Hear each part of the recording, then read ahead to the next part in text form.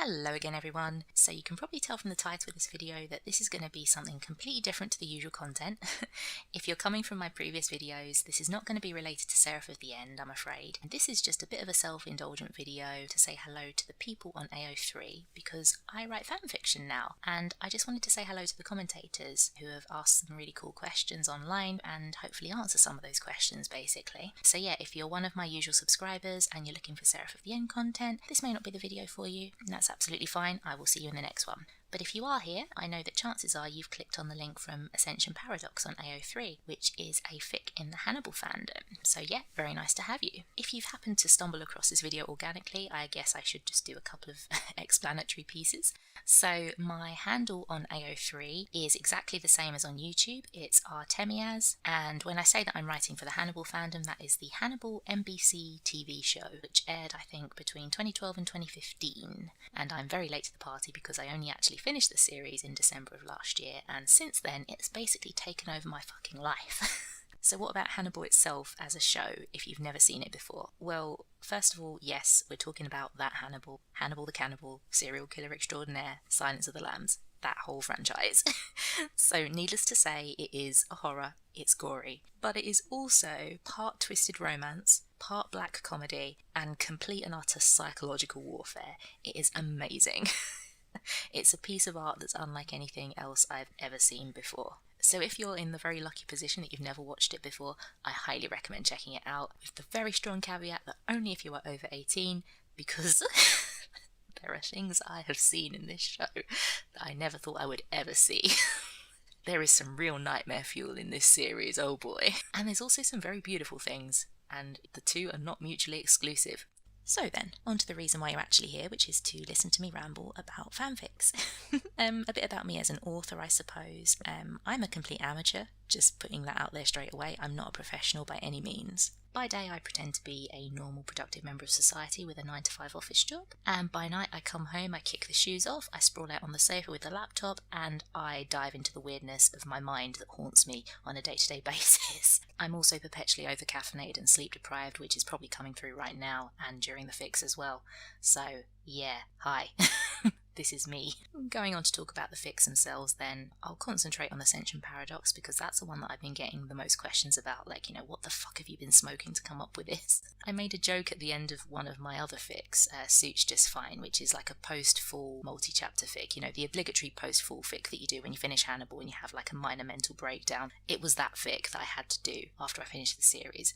So yeah, completed that fic, and in the very last chapter, spoilers if you haven't read it, in the very last chapter, Hannibal and Will go to confront Jack. They are coming to like the end of their lives. They've, had a very happy, long life together as murder husbands, killing and eating people, and it's all been, top class. And now they are in like the final swan song of their lives. So they go to confront Jack. It all gets very bloody and messy. Hannibal passes away, and Will's fate is kind of left open-ended, but it's kind of implied that, they are together in death at the very end, and that's kind of the closing chapter of their lives. I made a bit of a joke in one of the comments to sort of lighten the mood a little bit, because I don't actually like making people cry. I'm actually quite a light-hearted person and I like to have a joke. So I made an offhand comment saying, "It's okay guys, don't worry, they are together in hell now as twin princes." And in making the joke, a seed took root in my brain and it started to grow until I couldn't ignore it anymore, and I had to put fingers to keyboard and start writing it down. And you can probably tell from the very first chapter of Ascension Paradox that originally it was much more of kind of like a jokey atmosphere, but I always had in the back of my mind that this was going to be something quite twisted and weird. When I write, I tend to write things almost back to front, and that's a little bit strange probably. I basically always have an end goal in mind, like I can see the end product, I know what that's going to look like, and then I end up kind of plotting my stories backwards. So that's essentially how I do it. I have my end destination in mind, I know where we're heading, and then I have kind of key waypoints that I know that I need to hit during the plot. And as long as we can hit the waypoints, we're good. We can meander left and right along the way. We just need to hit those key points to keep the plot moving forward to hit the end destination, and then we are absolutely cool. With Suits Just Fine, for example, I knew from the very beginning how that was going to end. I basically wrote the entire story around the ending line, which was "Suits me just fine," and that line kind of signified a bittersweet acceptance from Will's perspective, of having to live this life of crime, this life of love with Hannibal, everything that would entail. But also that line of suits me just fine is a play off of the person suit idea that gets introduced in the show. Because yeah, in order for Will to actually live a life of crime with Hannibal, for them to get away with this, they would have to presumably assume person suits, wouldn't they? They would have to deceive everybody around them all the time. And you can imagine the sort of mental toll that would take and the kind of sacrifice that would entail. So that was the direction that I took the story in, and it was purely just based off of that one line of inspiration, suits me just fine. It's like, oh yeah, I can end the story with that, and I can build the story around having to live in those aliases. And similarly with Ascension Paradox, even though it's a great big sprawling beast that it's turned into, I still know how the damn thing is going to end.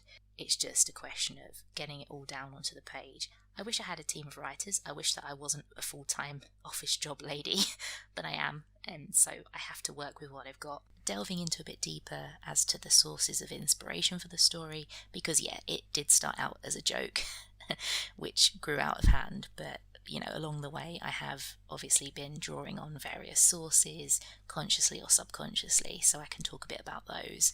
Well, I think first of all, Hannibal has a lot of amazing imagery that you can work with as a writer and apply to a fantasy setting.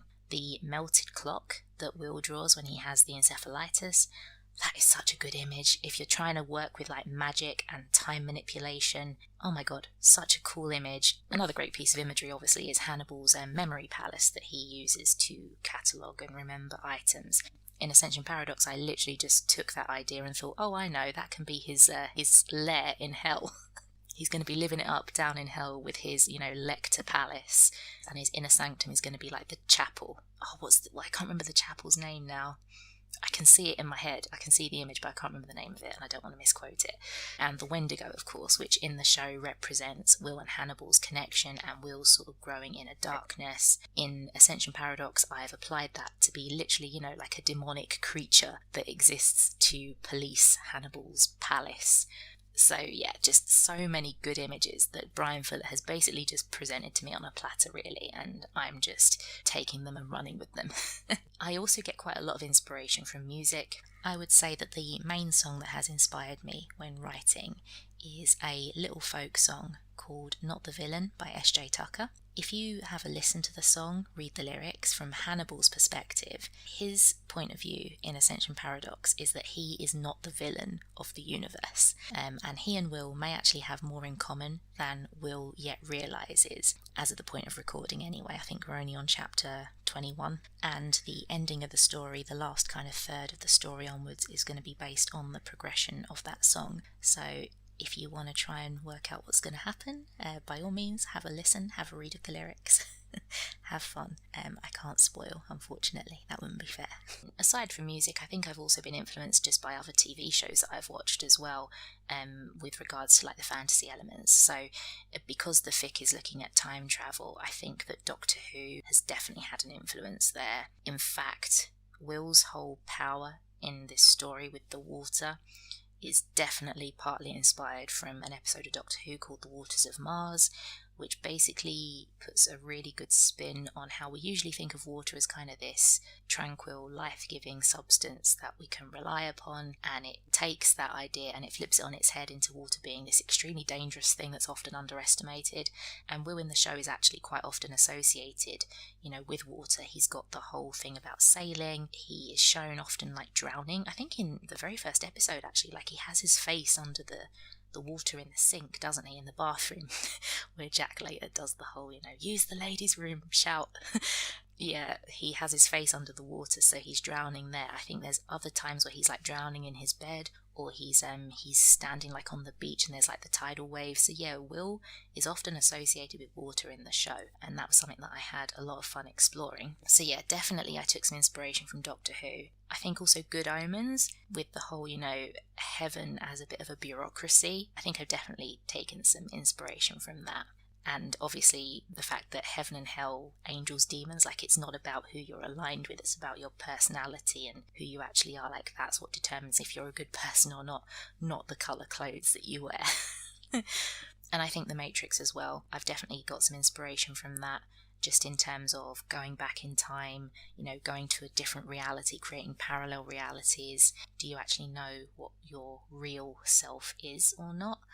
That's something that Will is kind of coming to terms with in the story. Who does God want him to be? For what purpose has he been created?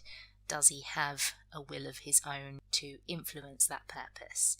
And that leads on to another point, actually, which is that this story is being written as a soulmates trope story, but it's not being written as like a fluff version.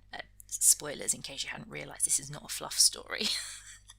I don't know what would have given that away. Maybe the point when Anthony Dimmond was, eaten alive and then erased from existence. Oh, I love Anthony. Sorry, I love that man so much. Why was he only in one episode? Like, he should have been around so much longer. He added some much needed levity to the series. Anyway, getting back on topic. So with the whole soulmates piece, I wanted to kind of explore really what it means to be somebody's soulmate, which is you have been predestined to meet somebody who needs to teach you something about yourself. But what if your soulmate is a terrible person, i.e. Hannibal Lecter? What does that say about you as a human being? And what does it say about the entity, shall we say, that set that project up in the first place? What does it say about the creator of the universe who set these rules in place to require that you meet this person and require that they ruin your life? Like, there's a lot that you can play with in terms of fate and destiny, and I don't know, I don't like to use the word subversion because it's like, oh, I'm such a subversive bitch. Like, no. I just want to think about things maybe a bit more deeply than sort of the fluff level. And there will be some nice bits, and there will be some loving scenes between them, but it's also Hanagram, and there's got to be attempted murder and manipulation, or else, it's not authentic, is it?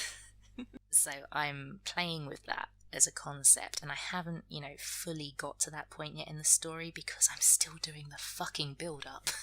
We're at 150,000 words, let's say, and we still haven't got to the first kiss yet. Although I have laid quite a bit of groundwork in terms of like the whole soulmates divine pair thing in the Book of Life, so I've done quite a lot of the groundwork on that. It's just I haven't yet put that in the context of Hanagram itself just yet because we're still in the build-up stage. But it's okay, the light is at the end of the tunnel, I can see it on the horizon. I suppose I should just talk a bit about the chapter that I've just posted, if I've timed this right. The chapter that I've just posted was Abigail's rescue chapter. Thank God we finally got there.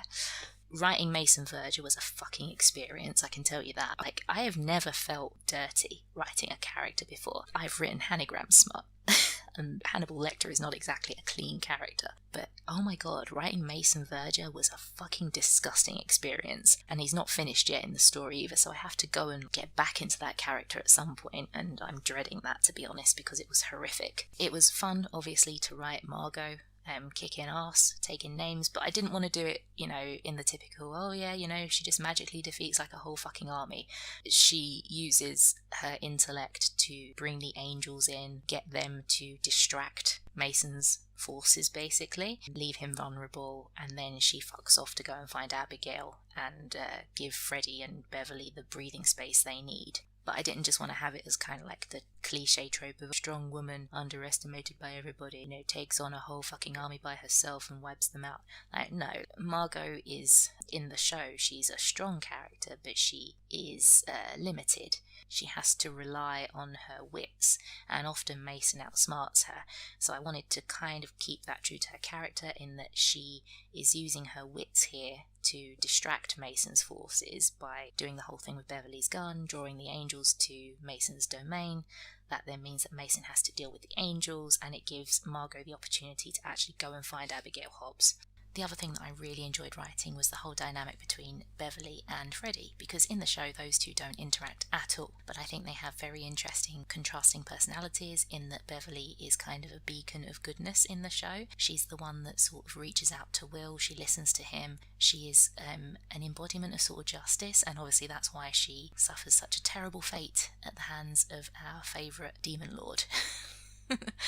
So yeah, love Beverly, but then you've got Freddie on the other hand, who is very wily, and she's good at self-preservation, unlike Beverly, but nobody likes Freddie.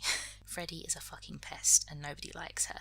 So I found it really fun during the course of writing the story to pair these two up and actually think, well, how would these two play off each other and what lessons can they learn from each other? And that's the point of divine matches in this story. It's like, you haven't learned what you need to learn. If you're in hell, you've fucked up. You haven't learned what you needed to learn, and that's why God doesn't want you yet. You're not ready. So yeah, Freddie and Beverly being paired up I thought was quite nice, and I got to write a bit more about that in this chapter. And of course we managed to actually rescue Abigail. Thank God. And Abigail is now with Hannibal, and I'm not going to say too much about that because, well... Is she in a good place? Is she in a bad place? Let's just say that I'm trying to be authentic, and I am trying to write the dynamics as the show gave them to us. So you're not going to get murder family, at least not in the fluffy sense. No, this is a girl who is essentially a hostage in Hannibal Lecter's palace, and she is a bargaining chip that Hannibal now can use against Will. But that doesn't mean that he's not going to be nice to her. That doesn't mean they're not going to have a good time. It just means that there is, a threat that's implied there, that's all. Moving forward, what can you expect from the story? Well, obviously I can't spoil too much, but I think that you should enjoy chapter 21, which is partly written already because I got impatient. I got impatient and I needed some anagram stuff. So yeah, that is literally next chapter. It's going to happen. I need to reveal the whole thing about Misha and the locked doors in Hannibal's palace, I know. I need to address what Ascension actually is, which I've half addressed, I will say, but there's stuff that's still to be revealed. I also need to explain the melted clocks and what that means in relation to Will and Hannibal. And of course, Will needs to find a way somehow to change his and Abigail's fates, doesn't he? He needs to start turning back time and seeing if he can make his past better and see if he can find his path to God. Yeah, that's not going to go smoothly, spoiler alert. And of course you have to remember that Abigail and Will's fates are joined because of the nature of how their histories have interacted. If Will changes something in his timeline, well, that's going to have a knock-on effect to Abigail, isn't it, and vice versa. So, in conclusion, thank you for coming to my TED Talk. I hope that this was entertaining. It was definitely fun for me to talk about. It's nice to not be constrained by, having to type an answer on the AO3 comments. It's nice to be able to ramble a bit because I am a rambly person. In case you couldn't tell, I have this problem when I write also. I have to cut loads of shit out in the editing phase. I'm like, I don't need that paragraph. Get rid of that. So yeah, thank you very much for listening, and thank you for all your support. Keep asking questions, I will keep answering, and maybe I'll make another one of these in the future. We will see. We will see how everything goes. Until next time, hopefully, I will see you later. Bye bye.